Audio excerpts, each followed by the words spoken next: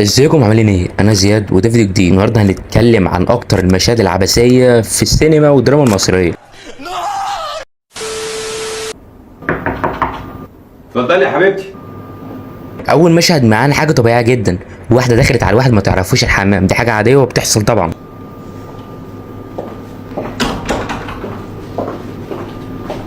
ايه نسيتي حاجه يا ميرفت؟ لا يا فندم، انا والدة الطفل اللي حضرتك انقذته. فبنكتشف انها ما تعرفوش اصلا وداخل عليه الحمام عادي، وكمان جايبه له ورد علشان انقذ ابنها. وازاي واحد اول مره تشوفه تدخل عليه الحمام كده؟ كل دي اسئله بس في اول 4 ثواني. حمام السباحة، وكنت جاية عشان اشكر حضرتك.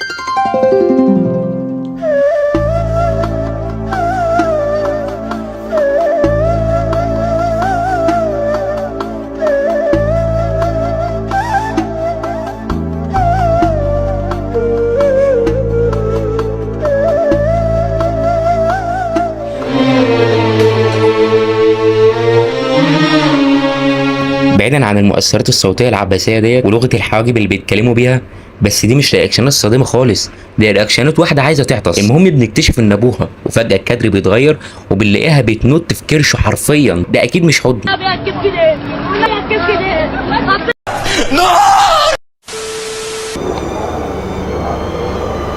انا خلاص يا عادل، macam-macam. شبعت يا حبيبي. Kan macam بعيدا عن العبث اللي انت بتسمعه واللي انا برضه سمعته، بس عايز اسال سؤال، هي الحاجات دي بتتكتب في السكريبت ازاي؟ ولا ده ارتجال ولا ايه؟ والغريب برضه انها بتقول شبعت وطبقها مليان وما كلتش يعتبر حاجه. والغريب اكتر ان محاوله اقناعه ليها انها تاكل نجحت. هو اكيد المخرج كان في الحمام وفتحوا الكاميرا مره واحده وصوروا من غير ما يعرف. Macam nak katri anak aja pada otak. Eci ada kata انا مش هعمل كده تاني. اسامحك ازاي بعد ما نجزت لك كباريه؟ والمشهد اللي بعده المفروض ان نور الشريف بيعاتب ابنه علشان خاطر رجع متاخر، بس الواد قليل الادب عمال يرد برضه. فالاستاذ نور الشيطان ركبه كان عايز يرمي ابنه بالقلم حرفيا. بس الحلو هنا بقى ان مراته لحقت الموقف. انا مش عارف والله بجد لو ما حشتوش كان هيحصل ايه.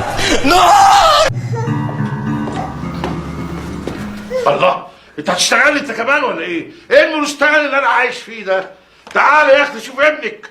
هو الواد ده حكايته كل ما يشوفني يقعد يعمل حركات كده زي ما يكون متسلط عليا. بص، هو باين ان الطفل مش سالك عموما، واضح ان حد مسلطه عليك، عمال يروح يمين وشمال كده مش مطمن له. انا وده واحد بيربي بنته عادي ويضربها بالقلم، فده كان رد فعلها.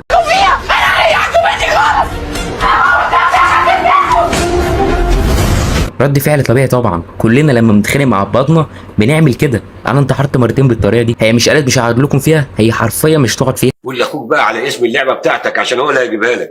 انا عايز بلاي ستيشن، عارفها؟ طبعا انا عارفها. يالا مش تحترم اخوك الكبير؟ بيفهم اكتر منك.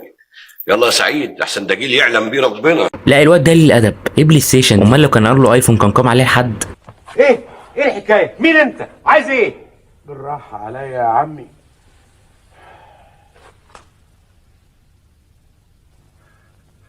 صفوة، شايف الفرق بعد ما شال الشنب وقبل ما يشيله؟ تغيير جذري حرفيا.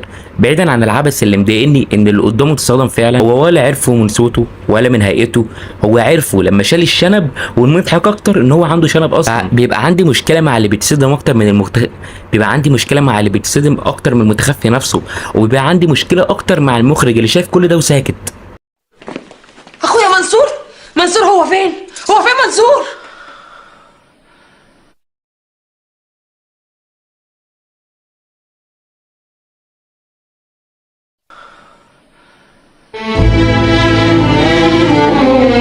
سميحه يا اما الناس دي مفكرانا اغبياء قوي، يا اما هم اغبياء قوي، مفيش حل تالت. زي كده كان الفيديو بتاعنا.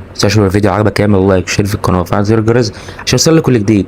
وما تنساش برضه تدعي لاخواتنا في غزه وجميع الدول العربيه ربنا ينصرهم يا رب. بس كده، السلام عليكم.